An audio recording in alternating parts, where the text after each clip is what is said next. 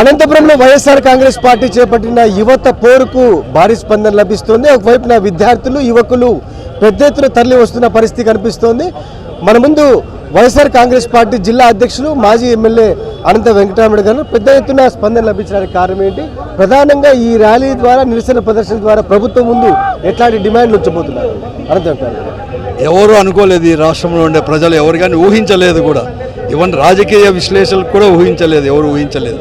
ఈరోజు ఈ 9 నెలల్లోనే ఈ కూటమి ప్రభుత్వం అధికారంలో వచ్చినాక యువత అంతా కూడా, యువత విద్యార్థులు రైతులు అందరూ కూడా పోరుబాట కూడా ఈరోజు కూడా పెట్టారు. కూడా ఈరోజు పెద్ద ఎత్తున ఈరోజు పోరుబాట యువతే, విద్యార్థులు యువత ఇదంతా కూడా చేసుకోవడానికి కారణం 9 నెలల్లో సూపర్ 6 హామీలు ఇచ్చి సూపర్గా షీట్ చేసిన వాడు చంద్రబాబు నాయుడు. ఆయన ప్రభుత్వం కూడా ఈరోజు కూడా అన్ని రకాల మోసం చేశాడు. ఆ పరిస్థితుల్లో సాధించుకోవడానికి ముఖ్యంగా వారి యొక్క బతుకు ఫ్యూచర్ దీనిపైన ఆధారపడింది. ఆ రోజు డాక్టర్ వైఎస్ రాజశేఖర రెడ్డి గారు 2004లో ముఖ్యమంత్రి అయిన తర్వాత ఇది ఫీజు రియంబర్స్మెంట్ పెట్టిన వల్ల పెద్ద ఎత్తున కూడా ఈ రాష్ట్రంలో ఇంజనీర్లు డాక్టర్లు ఎంతో కూడా అయ్యారు. ఈరోజు ఆ ఫీజు రియంబర్స్మెంట్ నీరు గారుస్తున్నాడు. ఇప్పటికే 5 త్రైమాసికలకు 4600 కోట్ల రూపాయలు బకాయిలు పెట్టడం కూడా జరిగింది. 1 రూపాయి కూడా లేదు. పోతే పోనీ ఈ అకాడమిక్ ఏమైనా చూస్తామంటే నిన్న బడ్జెట్లో అరకొర నిధులు కూడా దానికి కూడా పెట్టడం జరిగింది.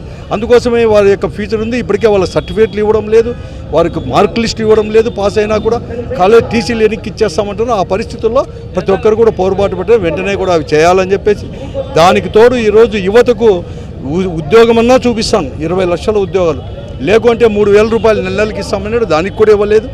ఈ 2 రకాలు కాకుండా ఆ రోజు జగన్మోహన్ రెడ్డి గారు ముఖ్యమంత్రిగా ఉన్నప్పుడు 17 మెడికల్ కాలేజ్ స్టార్ట్ చేస్తే ఆ 17 మెడికల్ కాలేజ్ కూడా ప్రైవేట్ పరం చేయడానికి, ఈరోజు ప్రభుత్వం డబ్బుతో కట్టిన కూడా ప్రైవేట్ పరం చేయడానికి కుయుక్తులు పడుతున్నారు. కాబట్టి ఈ 3 దానిలకు నిరసనగా పెద్ద ఎత్తున కూడా ఈరోజు కలెక్టర్ గారికి వినతి పత్రం ఇవ్వడానికి, ఈ ప్రభుత్వాన్ని నిలదీయడానికి ఇంత పెద్ద ఎత్తున యువత కూడా తయారైపోయి ఈరోజు చంద్రబాబు నాయుడు తొలి సంతకం మెగా డిఎస్సి పైన పెట్టారు. కానీ 10 మాసాలు అవుతున్నప్పటికీ వాటిని అమలు చేయని పరిస్థితి ఏ విధంగా చూస్తారు?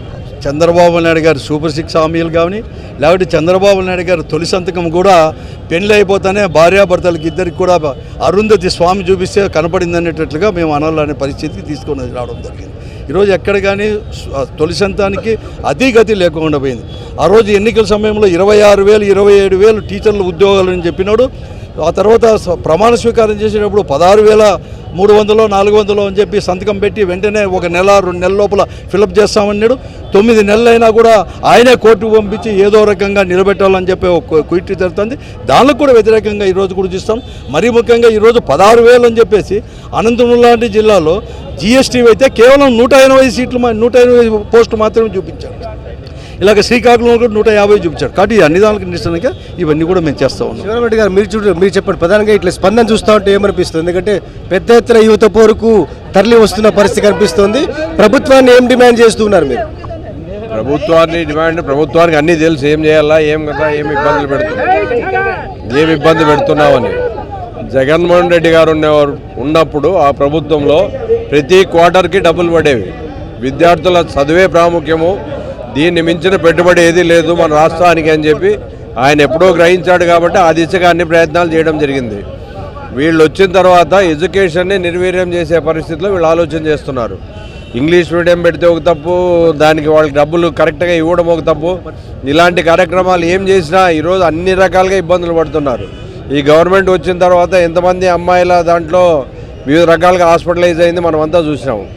కాబట్టి ఏదో బ్యాగులు తీసుకొని ఫోటోలు కొట్టి నేను ఆయన దానికంటే మంచి చేశానని మీరు కాదు చెప్పాల్సింది. నా కాళ్ళకి నేను మొక్కుని నేను దేవుడు అనుకోవడం కాదు. విద్యార్థులు చెప్పాలా, విద్యార్థుల తల్లిదండ్రులు చెప్పాలా, వాళ్ళ భావి తరాల వాళ్ళ భవిష్యత్తు ఆలోచన చేయాలి. 4,000 కోట్ల రూపాయలు బకాయి పడ్డము, నిరుద్యోగ భృతి ఇవ్వకపోవడము, ఉద్యోగాల భర్తీ లేకపోవడం, ఇవన్నీ చూస్తూ ఉంటే ఏమనిపిస్తుంది? ఆయన జాబ్ క్యాలెండర్ అవన్నీ రిలీజ్ చేస్తానండి. ఇంతవరకు దాని ఇదేలే. గ్రూప్ 2 వాళ్ళు మళ్ళీ ఎగ్జామ్ అయినప్పుడు వాళ్ళకి ఏదో మాయమాటలు చెప్పి ఆ మాయమాటల్ని వాళ్ళు కొన్ని రోజులు ఏదో టైం అడిగితే అది ఇవ్వకుండా ఇమ్మీడియట్గా జరపడం జరిగింది. గవర్నమెంట్ చెప్తే ఏపీ పబ్లిక్ సర్వీస్ కమిషన్ ఇవ్వడం లేదనుకోవడం చాలా దురదృష్టం. ఈరోజు రాష్ట్రంలో పరిస్థితి ఎట్లుందంటే చదివిన ప్రతి విద్యార్థికి మేము 15,000 ఇస్తామన్నారు. 15 పైసలు కూడా ఇప్పటి వరకు ఇవ్వలే. మన అసెంబ్లీలో కూడా అడగడం జరిగింది.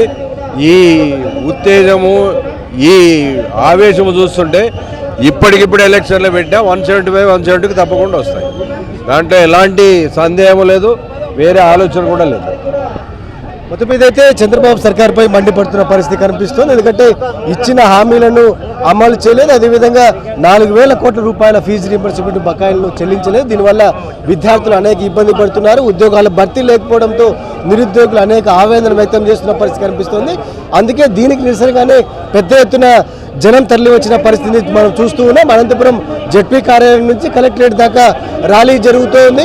ఈ నేపథ్యంలో పెద్ద ఎత్తున యువతి యువకులు కావచ్చు, వైఎస్ఆర్ కాంగ్రెస్ పార్టీ శ్రేణులు కావచ్చు, పూర్తి స్థాయిలో తరలి వచ్చిన పరిస్థితి కనిపిస్తోంది.